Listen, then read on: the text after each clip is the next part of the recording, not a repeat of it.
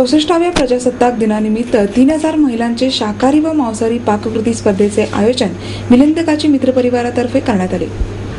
64व्या प्रजासत्ताक दिनानिमित्त मिलिंद काची आणि मित्र परिवारांनी 3000 महिलांची पाककृती स्पर्धेचे आयोजन केले। यामध्ये जवळजवळ अनेक महिलांनी उत्स्फूर्तपणे सहभाग घेतला होता। महिलांनी शाकाहारी आणि मांसाहारी पदार्थ बनवून कार्यक्रमात वेगळीच लज्जत निर्माण केली। शाकाहारी पदार्थात फुलव्याची चटणी, पुलाव भात, पुदिन्याचे वडे, कारल्याचा ठेचा इत्यादी शाकाहारी पदार्थ तसेच मटणाचा रस्सा, बिर्याणी इत्यादी मांसाहारी पदार्थ मोठ्या प्रमाणावर दिसत होते। पाककृती ही महिलांची सर्वात आवडती कला आहे। यामध्ये महिला आपल्या किचनमध्ये पदार्थ बनवण्याचे वेगवेगळे स्किल दाखवून कुटुंबाचे मन जिंकत असते। यासाठीच आम्ही महिलांच्या उपजत कौशल्य लोकांसमोर आणण्याचे आणि त्याला वाव देण्याचा प्रयत्न दरवर्षी करत असतो। यासाठी महिलांना हे व्यासपीठ महत्त्वाचे ठरते, असे नगरसेवक मिलिंद काची यांनी सांगितले। याचबरोबर अशा प्रकारच्या खेळीमेळीच्या वातावरणात स्त्रियांच्या कलागुणांना वाव मिळवून देण्याचा प्रयत्न आम्ही सातत्याने करत असतो, असेही काची म्हणाले।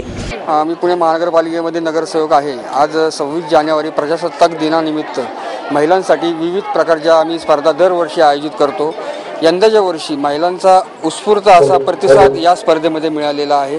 या स्पर्धेमध्ये पाककला स्पर्धा आहेत, शाकाहारी आणि मांसाहारी असे 2 प्रकार केलेले आहेत।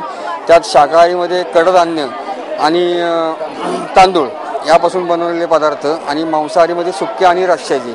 या स्पर्धेमध्ये 3000 महिलांनी आज उत्स्फूर्तपणे सहभाग घेतलेला आहे आणि हा पदार्थ त्यांनी घरून बनवलेला आलेला आहे। आमचा हा भाग आहे, हा मध्यवस्तीतील भाग असल्यामुळे इथं महिला जमणं कठीण असतं, पण अशा आमच्या स्पर्धेला वर्षानुवर्ष उदंड असा प्रतिसाद लाभत असतो। आम्ही लॉलीपॉप केले, चिकन लॉलीपॉप आम्ही नेहमी भाग घेत असतो, त्याच्यामुळे वेगळा आनंद येतो आम्हाला फारच, म्हणजे मजा वाटते अशी वेगळी या स्पर्धेमध्ये भाग घेतल्यामुळे। मिलिंद भाऊंनी हा जो कार्यक्रम भरवला आहे त्यामुळे या महिलांना खूप उत्साह येतो आणि आम्हालाही खूप बरं वाटतं, मजा येते हा कार्यक्रम करायला।